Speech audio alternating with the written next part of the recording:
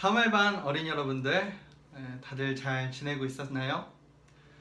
2020년 7월 12일 능력침례교회 사무엘반 어린이 예배에 온 것을 환영합니다. 네, 어린이 여러분 방금 전까지 계속해서 찬양 잘 부르고 이제 설교 듣고 있는 거죠? 네, 어제 전도사님과 여러분들 그리고 학부모님들 함께 이렇게 볼 수가 있었죠. 물론 지금 전도사님은 여러분들과 모임을 갖기 전에 먼저 녹화를 하고 있습니다. 아마도 전도사님이 그 모임이가 이미 가졌던 이 모임이 엄청 즐거웠고 또 오랜만에 만나서 너무 반가웠던 시간이었을 것 같아요. 다음에 또 한 달에 한 번씩은 우리가 이렇게 어린아이들과 만나려고 합니다. 아니면 더 많이 만날 수도 있겠고요. 그 시간까지 우리 어린아이들 잘 지냈으면 좋겠고, 또 우리 선생님들께서 우리 어린아이들을 위해서 작게나마 여름성경학교를 또 준비 중에 있습니다. 우리 어린아이들 학부모님들과 함께 이렇게 기도해 주었으면 좋겠어요. 우리 계속해서 마가가 들려주는 예수님의 이야기를 듣고 있습니다.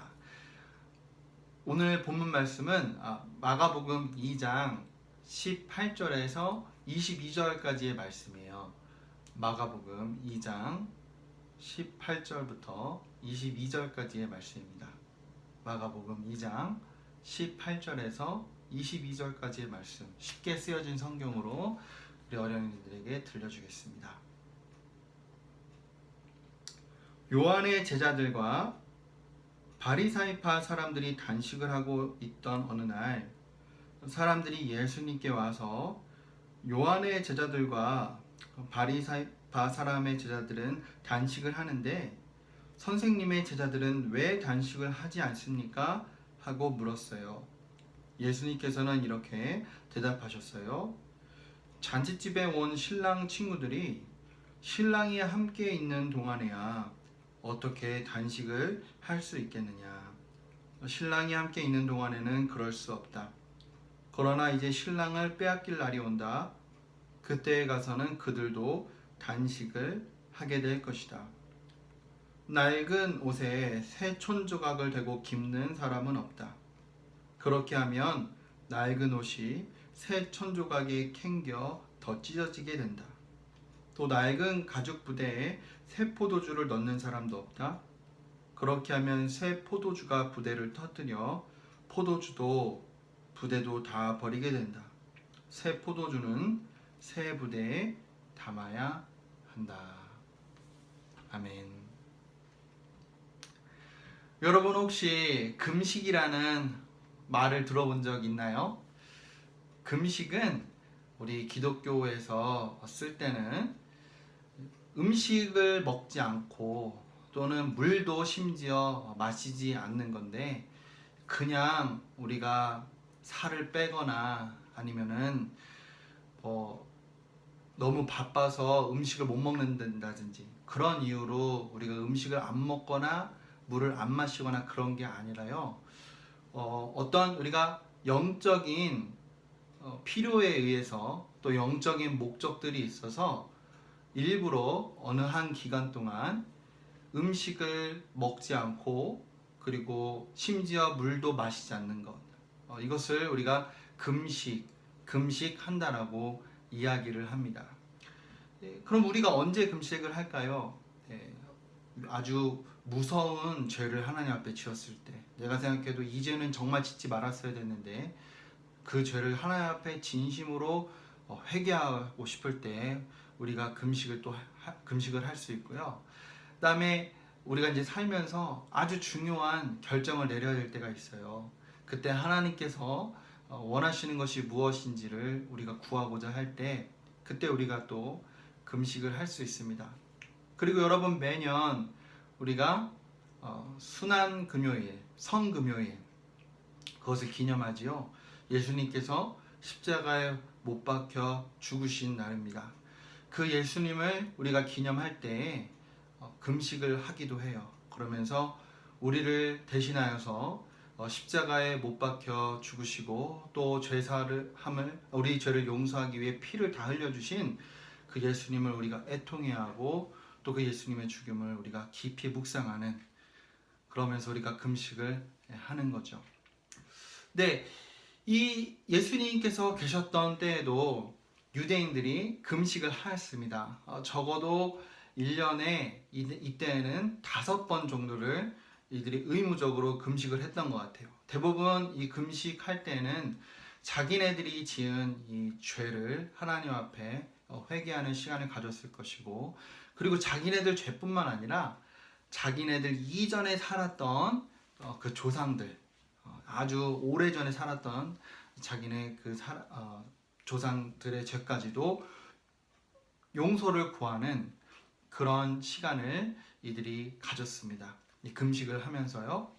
그런데 아마도 이때 그 율법과 그리고 전통에서 정하지 않은 그보다 더 많은 금식을 하였던 그룹들이 있었어요.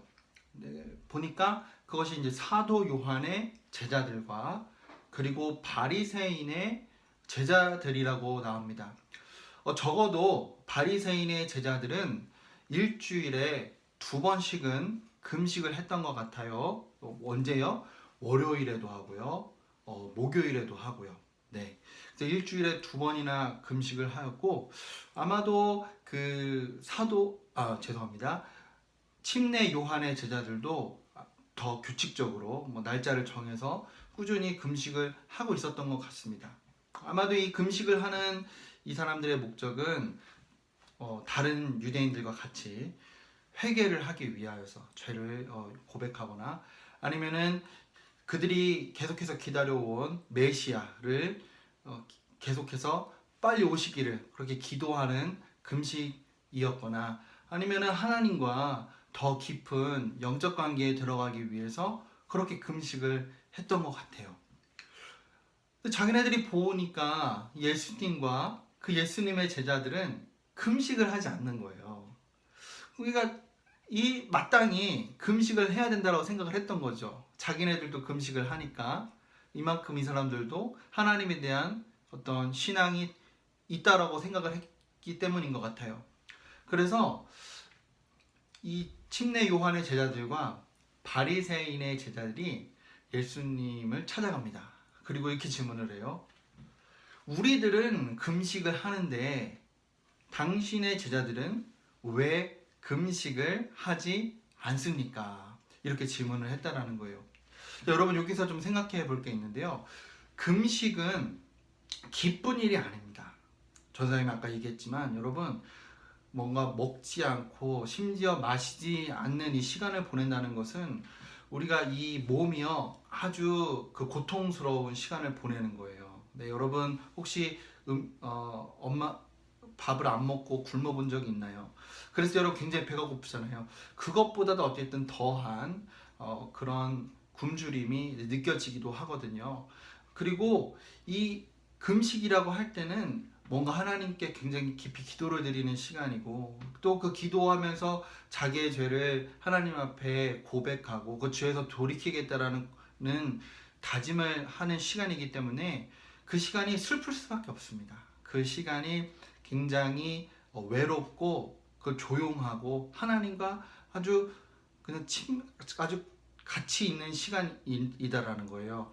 그렇기 때문에 이때는 뭐 기쁘거나 즐겁거나 행복하거나 그런 시간이 아니고 어떻게 보면은 슬프고 그 다음에 애통해하고 가슴이 아파하고 이렇게 좀 힘든 시간을 보내는 것이 바로 금식을 한다라는 것이에요. 예수님께서 어떤 말씀을 하셨냐? 지금 예수님의 제자들은 마치 신랑의 친구들에 있다라는 것, 신랑의 친구들과 같다라는 것입니다. 이게 무슨 소리냐? 여러분, 결혼식에 가면은 신랑이 있고 또 그 신랑과 결혼할 신부가 있죠. 근데 그 신랑을 도와주는 친구들이 있단 말이에요. 여러분, 결혼식은요 우리가 살아가면서 경험할 수 있는 가장 기쁜 순간 중에 하나입니다. 우리 어린아이들 아직 어려서 잘 모르겠지만 혹시 엄마 아빠 따라서 결혼식장을 가보았다든지 아니면은 뭐 결혼식 하는 것을 TV를 통해서 뭐 매체를 통해서 보았다든지, 자 그런 걸 통해서 우리 어린이들 무엇을 알 수 있어요? 아, 결혼식은 정말로 행복한 날이구나, 기쁜 날이구나, 흥분되는 날이구나, 그런 걸 알 수가 있어요. 막 사람들이 얼굴에 웃음이 방긋방긋합니다. 그리고 그 예식장에 가서 나오는 음악들도 다들 경쾌하고 축하해주는 노래들이 나오고, 여러분 그리고 거기에 나와 있는 결혼식에 참여하는 손님들이 우리 결혼할 그 신랑과 신부를 향해서 축복의 말을 하고 격려의 말을 하지, 그 어느 누구도 울상을 짓거나 슬퍼하거나 그런 사람들이 한 명이 없어요.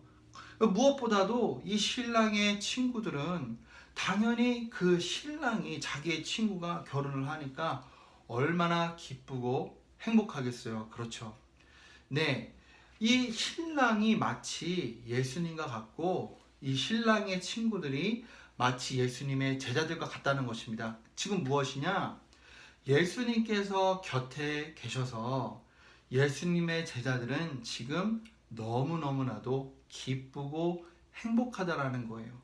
예수님께서 곁에 계시는 것만으로도 제자들이 지금 기뻐해야 될 때지, 지금 금식을 하면서 슬퍼하거나 울상 지을 때가 절대 아니라는 것입니다. 하지만 이제 나중에 우리가 보게 될 시간이 오게 되겠지만, 예수님께서 이제 잡히시고 십자가에 못 박혀서 죽으시는 그 날에는 제자들이 슬퍼하게 될 거라는 것이에요. 마치 언제처럼요, 금식을 할 때 그들이 슬퍼하는 것처럼 제자들도 슬퍼하게 될 것이라는 것입니다. 하지만 예수님께서 십자가에 못 박혀 죽으시기 그 전까지 나날들 동안 제자들이 예수님과 함께하는 그 모든 시간 동안에 제자들은 행복할 것이다 라고 이야기를 했다라는 거예요. 그러면서 예수님께서 또 다른 두 가지 예화를 들려주셨는데요. 첫 번째 이야기는 무엇이냐면, 이때 유대인들은 지금처럼 우리 옷이 많지 않았습니다. 옷을 입게 되면은 그 옷을 또 빨아서 입고 그랬어야 됐어요. 자, 그러면 옷을 빨다 보면 어떻게 되냐면요, 여러분, 옷이 점점 줄어들게 됩니다. 옷이 줄어요. 그리고 잘못하면 옷이 찢어질 수도 있죠. 그러면 찢어지는 부분을 버리면 안 되고, 그러니까 그 찢어진 옷을 버리지 않고 거기에다가 또 다른 천 조각을 가져와서 덧댔습니다. 그러니까 이제 옷을 꿰매었어요. 바느질로 해가지고. 그런데 이 덧대는 그 천 있죠. 그 천을 새 천으로 하지 않고 이 찢어진 옷처럼 아주 오래된 천으로 꿰매었다는 것입니다. 왜냐하면 새 천으로 그 오래된 옷을 꿰매게 되면은 이미 옷이 줄어들었잖아요. 그렇죠? 근데 그 새 천이 그 줄어든 옷을 당긴다라는 거예요. 당기니까 나중에는 그 찢어진 곳이 더 찢어져 버린다는 것입니다. 자, 그리고 두 번째는 여러분 그 와인 혹시 들어본 적 있나요? 술인데 포도를 담가서 만드는 술인데요. 이 와인을 가죽 부대에다가 담궈서 보관을 했던 것 같아요. 이 와인은 시간이 지날수록 발효를 한다라고 합니다. 발효를 하면서 맛이 이제 깊어지고, 그 다음에 뭐 쓴맛도 강해지고, 풍미가 더 살아나고 그렇게 된다라는 거예요. 그런데 이 와인이 그 가죽 부대에서 그렇게 발효를 하는 동안 가죽 부대도 함께 늘어나게 됩니다. 늘어나게 돼요. 그러면은 이 가죽 부대에 새 와인을 넣잖아요. 아직 발효되지 않은 그 새 와인을 넣게 되면은 그 와인이 같이 발효가 되겠죠. 발효가 되면서 어떻게 돼요? 원래 이미 늘어났던 그 가죽 부대가 계속 늘어나다가 나중에는 더 늘어날 수 없어서 터져버리게 된다는 것입니다. 터져버리면은 가죽 부대도 못 쓰고, 그 다음에 와인도 다 흘러내려 버렸으니까 쓸 수가 없겠죠. 무슨 소리냐? 예수님께서 오신 것은요, 마치 새 천 조각과 그리고 새 포도주와 같다라는 것이에요. 다시 예수님께서 오신 것은 새 천조각과 새 포도주와 같다. 예수님께서 이 땅에 오셔서 복음을 전하셨죠. 누구든지 예수님을 믿고 자기의 죄를 회개하면은 하나님의 나라에 들어가서 영원히 살게 될 것이다. 예수님께서는 이미 오셔서 죄인을 구원하시고자 했습니다. 죄인을 구원하셨습니다. 십자가에 이미 못 박혀 죽으시고 다시 살아나셨습니다. 이스라엘 백성들이, 그 당시 유대인들이 정말로 오기를 기대하였던 그 메시아 그리스도께서 이미 이 땅에 오셨다라는 거예요. 침례 요한의 제자들과 바리새인의 제자들이 금식을 하면서 메시아여 와주옵소서, 우리를 구원하기 위해 와주옵소서, 그렇게 하면서 금식할 필요가 전혀 없었다라는 거예요. 지금 예수님의 제자들이 예수님이 옆에 계셔서 그들이 지금 행복해하였던 것처럼 침례 요한의 제자들과 바리새인의 제자들도 마땅히 기뻐해야 됐다는 것입니다. 왜냐하면 그들이 기다려온 메시아가 거기 있었기 때문에, 그들과 함께 있었기 때문이라는 것이에요. 그래서 이제는 메시아여 와주옵소서라고 금식을 해야 될 때가 아니라 예수님께서 그들 곁에 계셔서 기뻐해야 될 때라는 것이에요. 여러분, 그러면 금식을 해야 될까요? 네, 금식해야 됩니다. 우리가 정말로 자칫 큰 죄를 지었을 때 정말 금식을 해야 되고, 내 인생에서 정말 중요한 결정을 내려야 될 때, 하나님께서 원하시는 것이 무엇인가를 알고자 할 때 반드시 우리가 금식을 해야 됩니다. 성령 하나님께서 그러한 마음을 우리 마음 가운데 주시죠. 하지만 메시아여 와주옵소서, 구세주여 와주옵소서, 이런 금식은 해서도 안 되는 거예요. 할 필요도 없다라는 거예요. 왜요? 예수님께서 이미 오셨으니까. 이미 예수님을 믿는 자들의 내에는 예수님께서 살아계신다 그랬어요. 내가 너희 안에 거한다, 내가 너희 안에 살고 있다.